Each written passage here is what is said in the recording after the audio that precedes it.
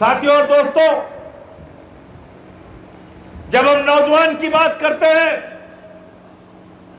तो अभी paper leak का मुद्दा बहुत गर्म है। लेकिन जरा आप सोचिए, कल्पना कीजिए, उत्तर प्रदेश में क्या क्या लीक नहीं हुआ। लेखपाल की परीक्षा हुई, पेपर लीक हो गया। सिपाही की परीक्षा हुई, पेपर लीक हो गया। दरोगा की परीक्षा हुई, पेपर लीक हो गया। यहां तक कि पीसीएसजे की परीक्षा हुई, पेपर लीक हो गया। हाई स्कूल इंटर की परीक्षा हुई, पेपर लीक हो गया। डॉक्टर इंजीनियर बनने की परीक्षा हुई, पेपर लीक हो गया। और अभी तो नीट की परीक्षा का पेपर लीक हुआ। 22 लाख नौजवानों की जिंदगी बर्बाद हो गई। यह इसलिए हो रहा है कि इस देश का नौजवान सड़कों पर नहीं उतरता। अगर इस देश का नौजवान सड़कों पर उतरने के लिए तैयार हो जाए तो मोदी नहीं, मोदी के 10 पुश्तें भी हिम्मत नहीं करेंगी पेपर लीक करने का।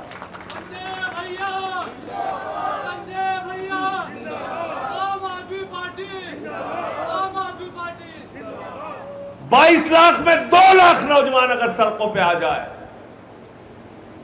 तो हिम्मत नहीं है मोदी सरकार की कि दोबारा पेपर लीक हो जाए। क्या आपको लगता है ये पेपर लीक, ये ऐसे ही पेपर लीक हो रहा है? ये पेपर लीक ऐसे नहीं हो रहा है मेरे दोस्तों। ये paper leak Bharatiya Janata party की नेताओं के मिलीभगत के कारण हो रहा है। ये पेपर लीक भाजपाइयों के कारण हो रहा है। इसके सबसे बड़े दोषी ये लोग हैं। और कारोबार कितना बड़ा है? 8 से 10 हजार करोड़ का पेपर लीक का कारोबार है। 8 से 10 हजार करोड़ का। आप सोचिए, 60 लाख रुपए में नीट का पेपर बिका और 22 लाख छात्रों ने इसमें हिस्सा लिया। छात्र छात्राओं ने, किसी ने 30 लाख में पेपर खरीदा, किसी ने 20 लाख में पेपर खरीदा। बड़े परिश्रम से तैयारी की। मां बाप ने पेट काट के नौजवानों को कोचिंग कराया। दिल्ली में कोचिंग कराई, गाजियाबाद में कोचिंग कराई, मेरठ में कराई, प्रयागराज में कराई, लखनऊ में कराई, आगरा में कराई, अलीगढ़ में कराई कि हमारा बच्चा डॉक्टर बनेगा, हमारी बिटिया डॉक्टर बनेगी। हमारे दिल्ली में रहने वाली अंशिका पांडे, वो बच्ची 4 अंकों से रह गई थी पिछली बार। इस बार बड़ी मेहनत से उसने तैयारी की, परीक्षा दिया। उसको उम्मीद थी कि डॉक्टर बनूंगी, लेकिन क्या पता था कि मोदी के राज में पेपर लीक हो जाएगा और उस बच्ची ने आत्महत्या कर ली। लखीमपुर के नौजवान ने आत्महत्या कर ली, गोवा के नौजवान ने आत्महत्या कर ली। 4 लोगों ने अब तक अपनी जान दे दी। ये नीट के पेपर लीक के कारण जिन 4 लोगों ने अपनी जान दी है, ये आत्महत्या नहीं, नरेंद्र मोदी की सरकार के द्वारा की गई हत्या है, हत्या है और हत्या है। किसकी जवाबदेही है? कौन सुनता है आपकी बात? और क्यों नहीं सुनता? कभी आपने सोचा? मेरे दोस्तों, इसलिए नहीं सुनता क्योंकि मोदी को मालूम है, योगी को मालूम है, अभी तो नौजवान नीट के पेपर लीक से परेशान है, सिपाही दरोगा के पेपर लीक से परेशान है, हाई स्कूल इंटर के पेपर लीक से परेशान है।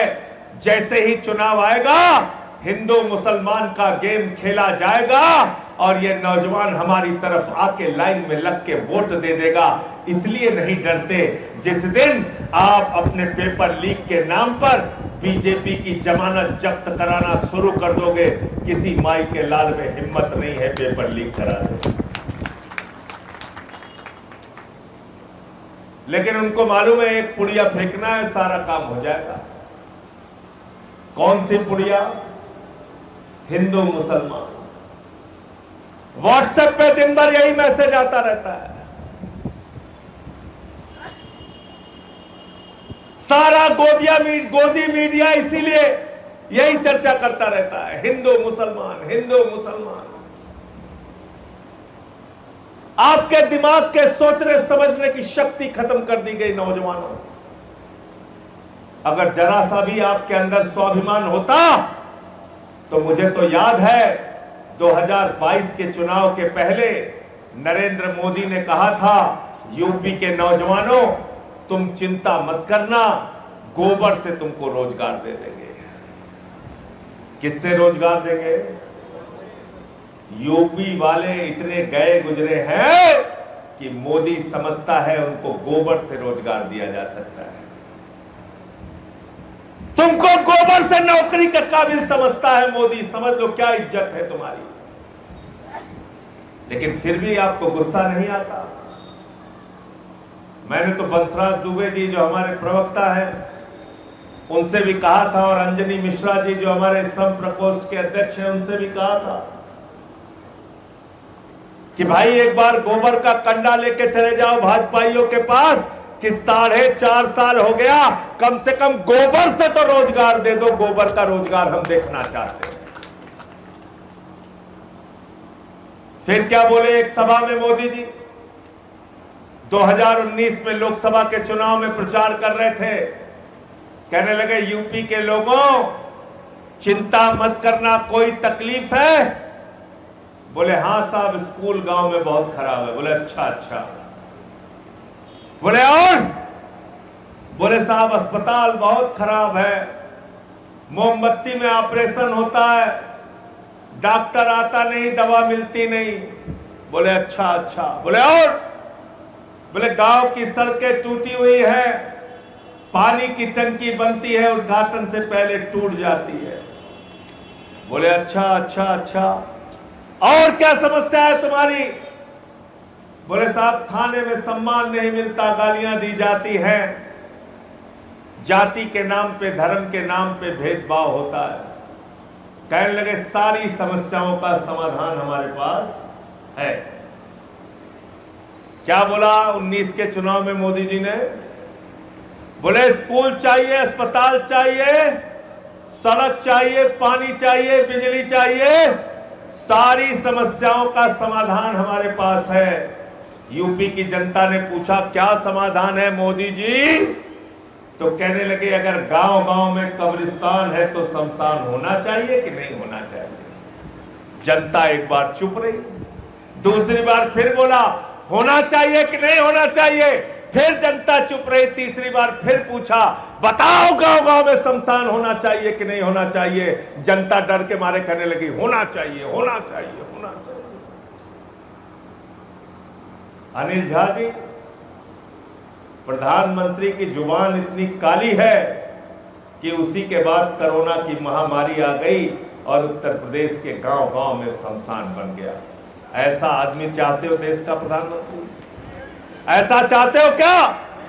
प्रधानमंत्री स्कूल नहीं बनाना चाहता, अस्पताल नहीं बनाना चाहता, डबल इंजन की मोदी योगी की सरकार तुम्हारे लिए सड़कें नहीं बनाना चाहती, बिजली और पानी साफ नहीं देना चाहते, वो आपके लिए शमशान बनाना चाहते हैं।